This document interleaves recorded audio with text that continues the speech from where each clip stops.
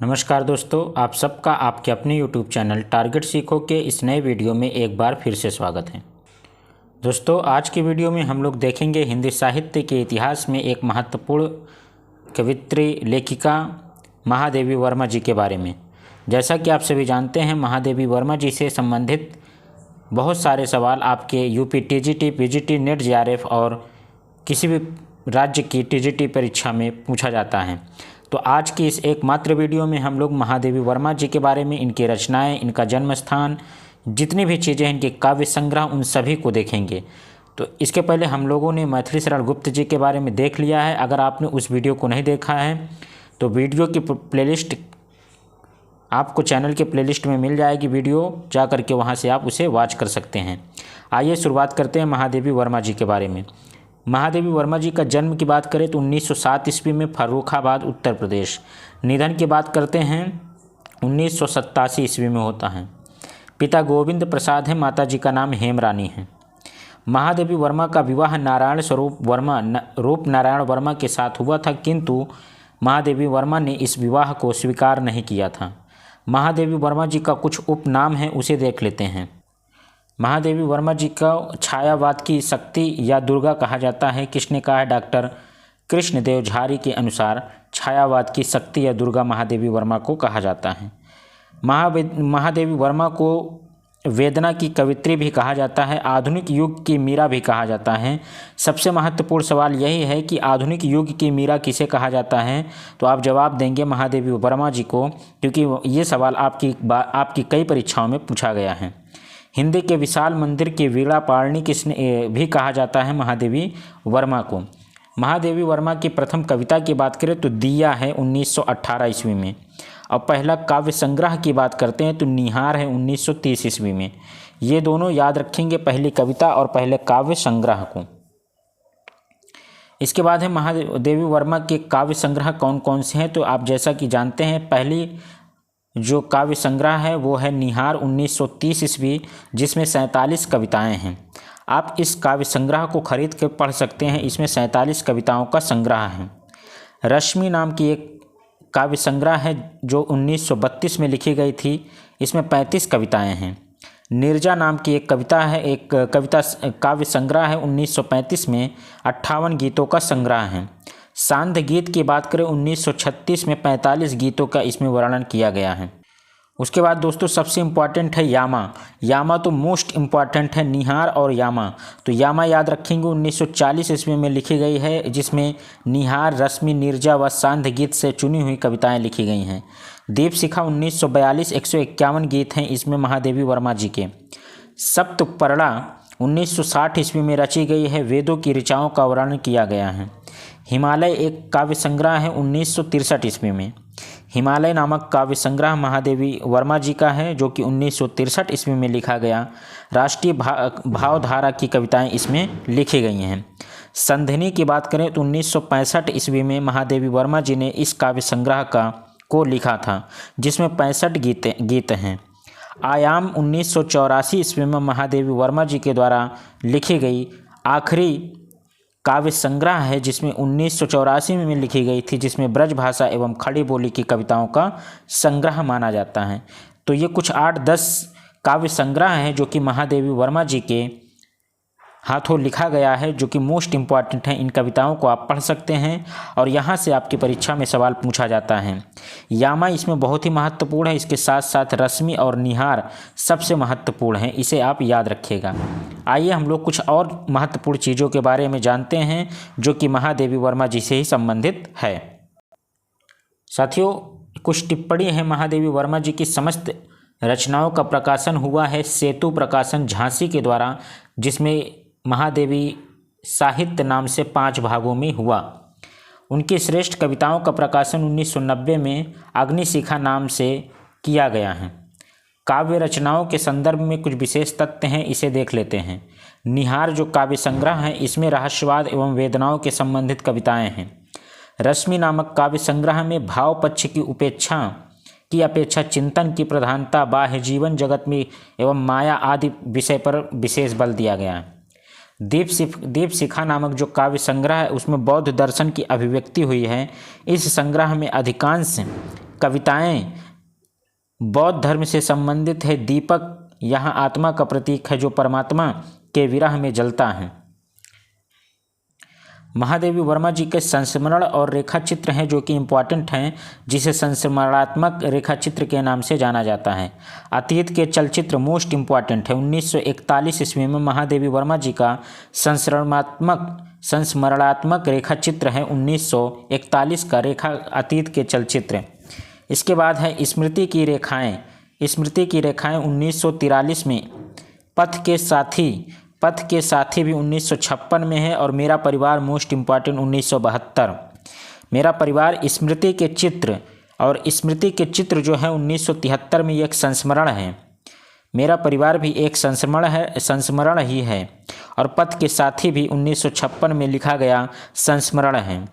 ये सभी के सभी संस्मरण और रेखा चित्र जो हैं महादेवी वर्मा जी के द्वारा लिखे गए हैं 1941 से लेकर के 1973 के बीच में। अतीत के चलचित्र जो है ये इम्पॉर्टेंट है, इसके बारे में कुछ विशेष तथ्य देख लेते हैं। अतीत के चलचित्र में 11 संस्मरणात्मक रेखा चित्र हैं, जिसमें रामा, घीसा, ये जो है सभी कैरेक्टर हैं। रामा, घीसा, बाल विधवा, वेश्या की सतीपुत्री, विट्टो, अलोपी, बदलू, बिंदा, विधाता माता, लच्छभा, बिट्टू और इसके अलावा सबिया, ये सभी इम्पॉर्टेंट चलचित्र जो अतीत के चलचित्र है उसके कैरेक्टर्स हैं। स्मृति की रेखाएं जो हैं इसमें 7 संस्मरणात्मक रेखा चित्र हैं, जिसमें से पहला है ठकुरी बाबा, दूसरा है चीनी फेरी वाले, वस्त्र विक्रेता, भक्तिन हैं, 2 कुली हैं, इसमें मूक ममतामयी माँ है, बिबिया धोबिन है, निर्धन गृहवधू मुन्नू की माई है। ये सभी के सभी 7 महत्वपूर्ण कैरेक्टर स्मृति की रेखाएं में हैं। इसके बाद जो अगली रचना है पथ के साथी 1956 में, इसमें 11 संस्मरणात्मक रेखा चित्र हैं, जिसमें निराला भाई हैं, दद्दा हैं, स्मरण प्रेमचंद्र हैं, जवाहर भाई हैं, सुमित्रानंदन पंत जी को भी इसमें देखा गया है, सुभद्रा कुमारी चौहान, पुण्य स्मरण, संत राजर्षि, टैगोर जी हैं प्रणाम के नाम से, सियाराम शरण गुप्त, राजेंद्र बाबू। ये सभी 11 कैरेक्टर जो हैं वो हैं आपके पथ के साथी के। इसके बाद जो मेरा परिवार 1972 में रचना है, इसमें 7 संस्मरण हैं। नीलकंठ, नीलू, सोना, निक्की, रोजी, रानी, दुर्मुख, गिल्लू और गौरा। गिल्लू बहुत इंपॉर्टेंट है। गिल्लू कई बार पूछा गया है कि गिल्लू का कैरेक्टर किस महादेवी वर्मा जी के किस रचना में मिलता है, तो मेरा परिवार में मिलता है। प्रमुख निबंध संग्रह हैं उसे देख लेते हैं। महादेवी वर्मा जी के द्वारा लिखे गए प्रमुख निबंध संग्रह में पहला है श्रृंखला की कड़ियाँ 1942 में, छड़दा 1956 में, साहित्यकार की आस्था एक रचना है, संकल्पिता 1968 में, भारतीय संस्कृति के स्वर 1984 ईस्वी में। ये 6 प्रमुख निबंध संग्रह महादेवी वर्मा जी के द्वारा लिखे गए हैं। इसके अलावा कुछ पत्रिकाएं भी महादेवी वर्मा जी ने संपादित की हैं, जिसमें चांद, महिला, साहित्यकार, विश्ववाणी यानी युद्ध अंक का समापन। अन्य गतिविधियां भी महादेवी वर्मा जी के द्वारा की गई हैं, उसको भी हम लोग देख लेते हैं। जिसमें से 1932 ईस्वी में प्रयाग महिला विद्यापीठ के प्राचार्य के रूप में महादेवी वर्मा जी ने कार्य किया। 1944 ईस्वी में साहित्यकार संसद की स्थापना की। 1952 ईस्वी में यूपी की विधान परिषद की सदस्या बनी। 1954 ईस्वी में साहित्य अकादमी दिल्ली स्थापना में भी इन्होंने सहयोग किया। ये सभी महत्वपूर्ण पॉइंट महादेवी वर्मा जी से संबंधित हैं।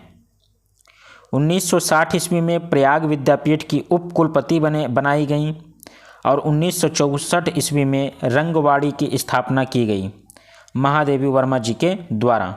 तो ये कुछ महत्वपूर्ण तथ्य थे जो कि महादेवी वर्मा जी से संबंधित हैं। इसे आप याद रखें। अगर आपकी परीक्षा में महादेवी वर्मा जी से कुछ भी सवाल आएगा तो इसी वीडियो के अंदर ही आपको वो चीज़ देखने को मिल जाएगी। कुछ और महत्वपूर्ण जानकारियां हैं, आइए उसे देख लेते हैं।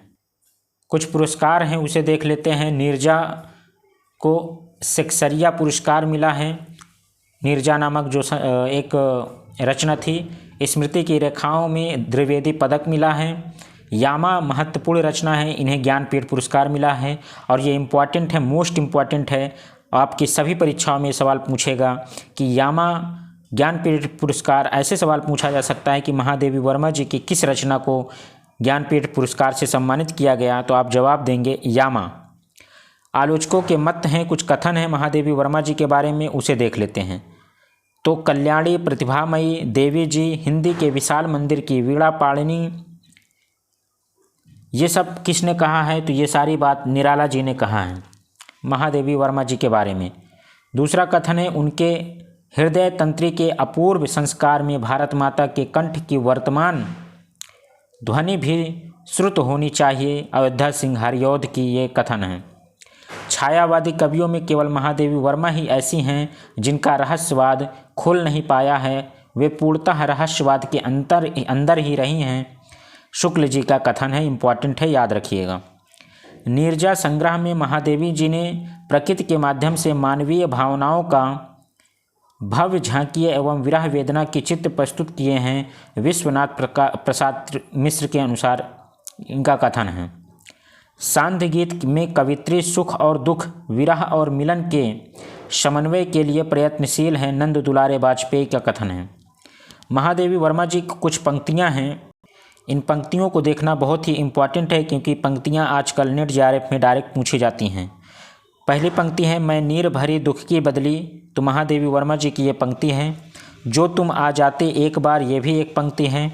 विरह का जलजात जीवन, विरह का जलजात, ये भी महादेवी वर्मा जी की एक महत्वपूर्ण पंक्ति है।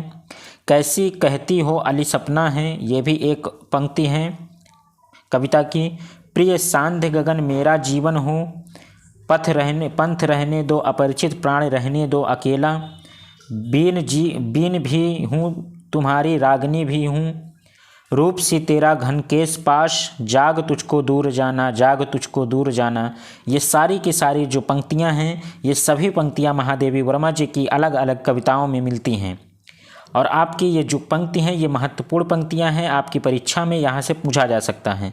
अगर आप यूपी टीजीटी, पेट, पीजीटी, नेट, जेआरएफ या किसी भी राज्य की बिहार शिक्षक भर्ती या ईएमआरएस की शिक्षक भर्ती की तैयारी कर रहे हैं और हिंदी विषय से आप तैयारी कर रहे हैं, तो आपको यहाँ से सवाल देखने को मिल जाएगा। ये पूरा का पूरा हमने आज एकमात्र वीडियो में समग्र रूप से महादेवी वर्मा जी के बारे में देखा, उनकी रचनाओं को देखा, उनकी पत्रिकाओं को देखा, निबंध संग्रह को देखा। इसके साथ साथ जो रचनाएं उनकी महत्वपूर्ण थी, उन सब के कैरेक्टर के बारे में भी हम लोगों ने देखा है।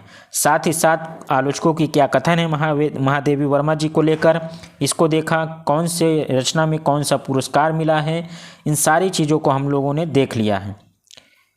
उम्मीद करते हैं कि आपको वीडियो पसंद आ रही होगी, वीडियो का कंटेंट आपको बहुत प्यारा लग रहा होगा। वीडियो को शेयर कीजिए, वीडियो अगर पसंद आ रही है तो लाइक कीजिए, चैनल पे नए हैं तो सब्सक्राइब जरूर करें। आपको यूपी टीजीटी, पीजीटी की तमाम सारी वीडियो इस चैनल पर मिल जाएंगी।